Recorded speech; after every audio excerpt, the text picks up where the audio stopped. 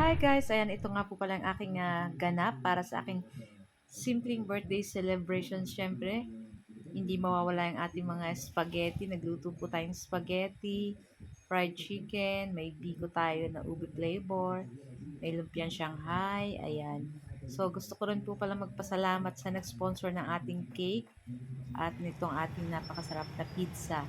So, ayan na nga, sumaaga pa lang, nandito na tayo guys sa sentro kasi pupunta po kami ng vet kasi yung aking mga puppies need i-vaccine and syempre ma-deworm para sure na safe yung ating mga puppy. At pagkatapos nga guys, dumaan na rin ako dito guys sa bilihan ng chiffon cake dito sa Quality kasi masarap yung chiffon cake nila dito guys. So pagkadating ko kaagad sa bahay at syempre na-injection na yung aking mga puppy.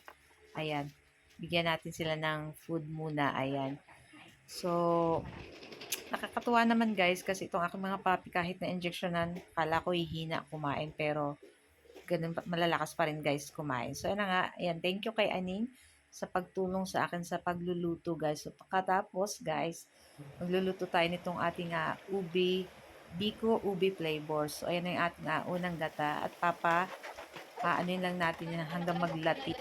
Ayan na nga. So, pag ganito na guys, ayan, nag-brown-brown na yung latik, lumabas na yung mantika. So, tanggalin muna natin yan. At yan yung ating itatoppings mamaya dun sa ating biko. At pagkatapos, ilagay na rin natin dyan yung ating sinaing na malagkit na bigas.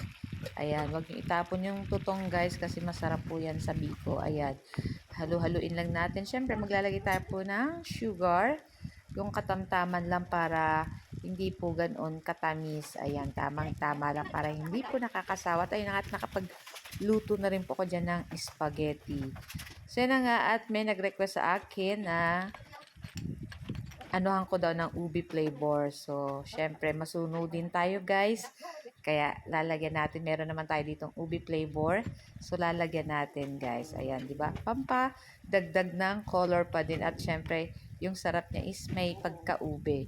So, yun na nga. At tamang-tama lang yung tamis nito, guys. Hindi siya ganun matamis na maray. Hindi naman po siya, matabang. So, tamang-tama lang. So, yun na nga. At ready na yung ating spaghetti, yung ating biko na ubi flavor. So, magpiprito naman tayo guys ng fried chicken. So, ayan na nga at mainit na yung ating mantika. Ilagay na natin dito yung ating fried chicken. So, syempre yung ating chicken, pig marinate muna natin yan sa bawang, patis, paminta, kalamansi, ayan, patis, tapos pig coat lang natin ng breading mix with harina, harina, ayan, para maging crispy yung ating chicken. At ayan na nga, golden brown na guys. So, pwede na yan ahunin. At ready na rin yung ating fried chicken guys. So, yung lumpiang Shanghai guys, hindi ko na na-video kasi busy na din. So, ayan na nga lahat yung ating pagkain para sa ating birthday. So, guys, gusto ko magpasalamat sa lahat po ng ating mga followers sa Ma'am She and Trisan, sa aking mga friends, sa aking mga family. Ayan, maraming salamat po sa lahat ng bumati. Ayan, thank you so much guys. Ayan, sana po ay nag-enjoy kayo guys. So, ayan.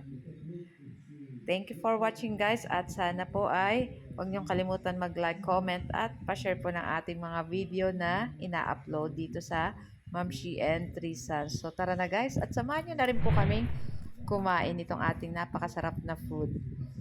Thank you for watching. Ciao!